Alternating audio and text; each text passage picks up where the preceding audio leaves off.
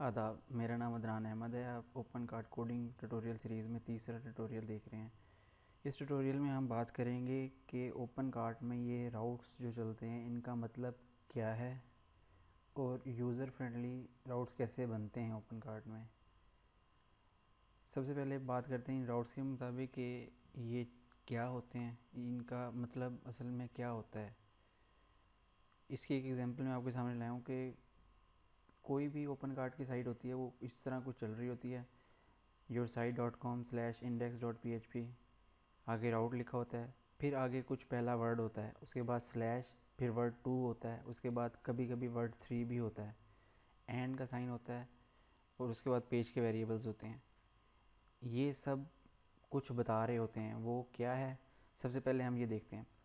अगर तो आपकी साइट के साथ इन एडमिन फ़ोल्डर नहीं लिखा हुआ, एडमिन नहीं लिखा हुआ, जिस तरह यहाँ पर आप एग्जांपल देखें कि मेरे पास ये साइट है मेरी, उसके बाद एडमिन लिखा हुआ है, ठीक है।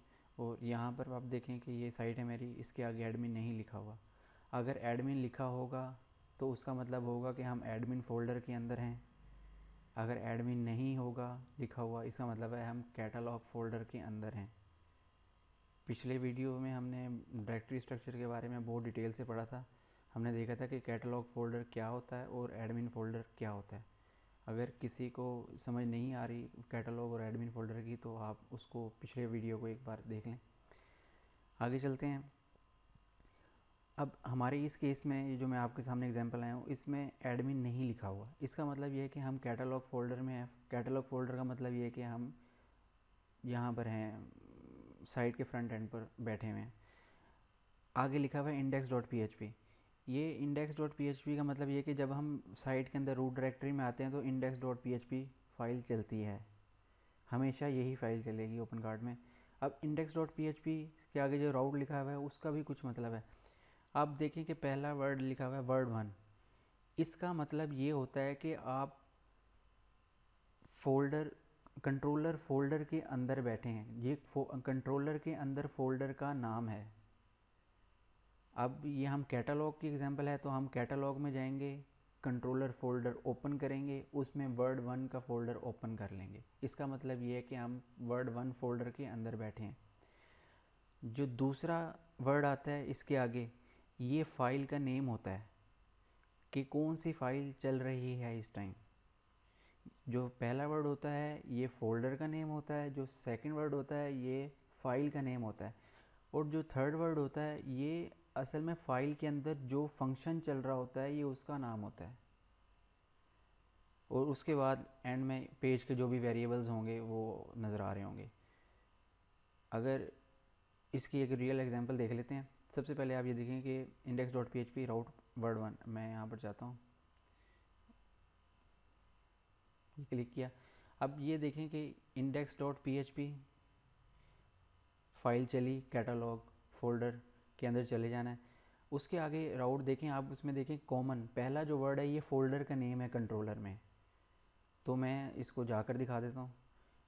कैटलॉग फ़ोल्डर के अंदर गए, कंट्रोलर फ़ोल्डर के अंदर गए, कॉमन फ़ोल्डर ये रहा, इस फोल्डर के अंदर चले जाना है।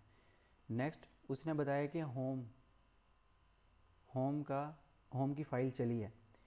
अब यहाँ पर देखते हैं होम की फ़ाइल कौन सी है, ये रही होम की फ़ाइल, ये फ़ाइल चली है। अब आप यहाँ पर देखें कि इसके बाद तीसरा वर्ड कोई भी नहीं है। तो इस तरह के केस में जब तीसरा वर्ड स्लैश के बाद कोई ना हो ना, इसका मतलब ये होता है कि इंडेक्स लिखा हुआ है। या इसको आप दूसरे आसान अल्फाज में ये समझ लें कि अगर फंक्शन का नेम, जो मैंने यहाँ पर बताया कि ये फंक्शन का नेम होता है, अगर तीसरा वर्ड ना हो तो फंक्शन का नेम इंडेक्स होगा, इंडेक्स फंक्शन चल रहा होगा फाइल में। इस हमारे केस में तीसरा वर्ड नहीं है, इसका मतलब ये कि होम फाइल के अंदर इंडेक्स फंक्शन चल रहा है। मैं इसको होम फाइल को एक दफ़ा खोल कर दिखा देता हूँ। होम फाइल खोली, ये रहा इंडेक्स फंक्शन, ये फंक्शन चला है। अब आपने ये फ़ाइल खोल तो लिया है, मैंने खोल दिया आपके लिए। आप ये जितनी कोडिंग लिखी हुई है इसके बारे में ज़रा सा भी परेशान होइएगा कि ये क्या लिखा हुआ है, इसका मतलब क्या है। मैं अगले ट्यूटोरियल्स में ऐसा ऐसा इन सब लफ्ज़ों का मतलब आपको बताने वाला हूँ कि असल में ये इनका मतलब क्या है, ये क्या कर रहे हैं। फ़िलहाल के लिए आप इतना ही समझें कि इंडेक्स फंक्शन चला है। अब इसको कंफर्म कर लेते हैं। मैं इसके आगे लिख देता हूँ वार्डम अदनान, ठीक है, इसको चलाते हैं, चेक करते हैं कि वाकई ये फ़ाइल चली है। चेक करें, वार्डम हो गया अदनान, इसका मतलब है कि हम सही हैं, फ़ाइल यही चली है। अब एक एग्जांपल ये भी ले आते हैं कि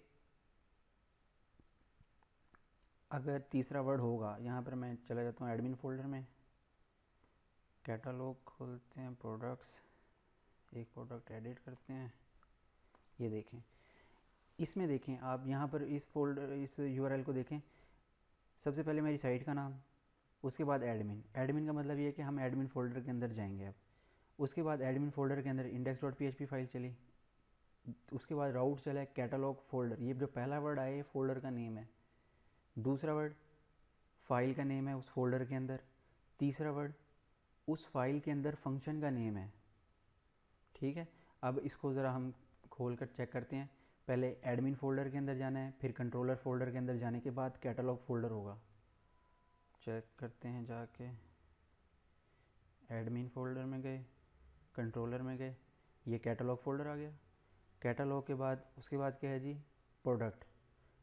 दूसरे नंबर पर प्रोडक्ट है। आप प्रोडक्ट की फ़ाइल देखें, ये रही। इसको मैं खोल लेता हूँ, ये फ़ाइल खुल गई है। मैं इसके फंक्शन बंद कर देता हूँ।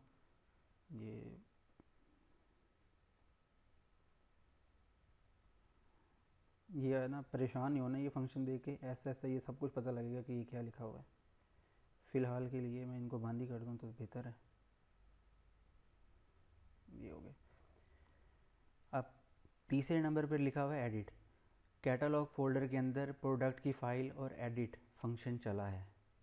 देखते हैं, फ़ाइल खुल गई है, एडिट फंक्शन ये रहा, ये चला है। उसके बाद जो ये आगे होंगे ये वेरिएबल्स हैं पेज के, ये प्रोडक्ट आईडी वगैरह हम गेट कर लेंगे पेज पे। इन राउट्स को फ़िलहाल इतना ही देखते हैं। मैं उम्मीद करता हूँ कि ये जो इसका मतलब है ये समझ आ गया होगा आपके। इसके बाद हम देखते हैं कि एसईओ यूआरएल बनाने होते हैं कभी कभी, और वो कैसे बनते हैं इसको देखते हैं ओपन कार्ट में। असल में जो हम नेक्स्ट ट्यूटोरियल बनाने जा रहे हैं उसका मकसद ये होगा कि ओपन कार्ट के अंदर कोई एग्जैक्ट फ़ाइल ढूंढनी है।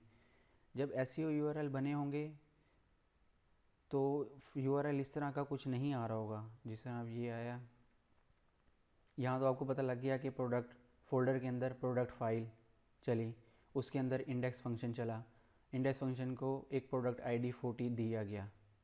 अब यहाँ पर तो ये पता लग रहा है। अब एसईओ यूआरएल करके देखते हैं कि वो कैसे बनते हैं, और फिर नेक्स्ट वीडियो में हम ये देखेंगे कि एसईओ यूआरएल अगर चल रहे हों तो फिर फाइल को कैसे ढूंढना है। तो दोनों केसेस को हम डिस्कस करेंगे, तो इस वीडियो में हम एसईओ यूआरएल बना ही लेते हैं। एसईओ यूआरएल बनाने के लिए सबसे पहले आपने जाना है सिस्टम फोल्डर में जाना है, सिस्टम में जाना है। उसके बाद सेटिंग में जाना है। सेटिंग में जाने के बाद स्टोर को एडिट करें, जो भी आपका स्टोर चल रहा है। सर्वर में जाएं, ये लिखा हुआ है यूज़ एसईओ यूआरएल, मैं यहाँ से यस कर देता हूँ। यस करने के बाद सेव करता हूँ। अब मैं किसी प्रोडक्ट का एसईओ यूआरएल बना लेता हूँ। मेरे पास आईफोन, ये आईफोन है खुला हुआ, इसी को देख लेते हैं। डाटा में जाएं, एसईओ यूआरएल आईफोन का बना हुआ है। सेव करते हैं इसको। अच्छा जी, अब एक चीज़ बताता चलूँ, अगर तो आपकी साइट रूट फोल्डर पे पड़ी हुई है ना, रूट फोल्डर का मतलब ये होगा पब्लिक _HTML या www डायरेक्टरी के बिल्कुल अंदर पड़ी हुई है, तब तो एसईओ यूआरएल इतना काम करने के बाद काम करने शुरू हो जाएंगे।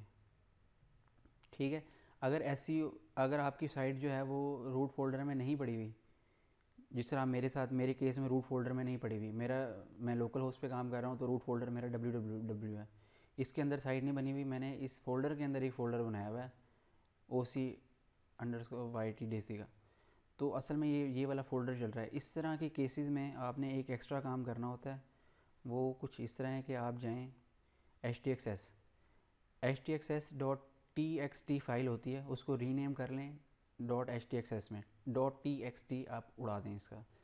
इस फाइल को ओपन करें, यहाँ पर लिखा हुआ है रीराइट बेस। रीराइट बेस में आपने जितना भी आपका ये फ़ोल्डर का नेम, ये जितना पाथ बन रहा है ना, रूट डायरेक्टरी से आगे जितना भी पाथ बन रहा है, आपने ये सारा कॉपी करना है और ये यहाँ पर पेस्ट करके सेव कर देना है। अब चलाते हैं इसी पेज को।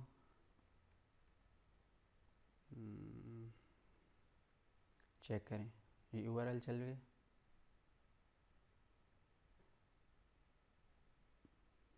मैं उम्मीद करता हूँ एसईओ यूआरएल आपको समझ आ चुके होंगे। अगर एसईओ यूआरएल आपसे कुछ नहीं बनता या ये यूआरएल से रिलेटेड अगर आपका कोई क्वेश्चन है तो आप वीडियो के नीचे कमेंट कर दें, मैं कमेंट देखूँगा तो ज़रूर रिप्लाई करूँगा आपको। अब नेक्स्ट वीडियो में हम एग्जैक्ट फ़ाइल ढूंढने वाले हैं कि ओपन कार्ड सिस्टम में फ़ाइल कैसे ढूंढनी है।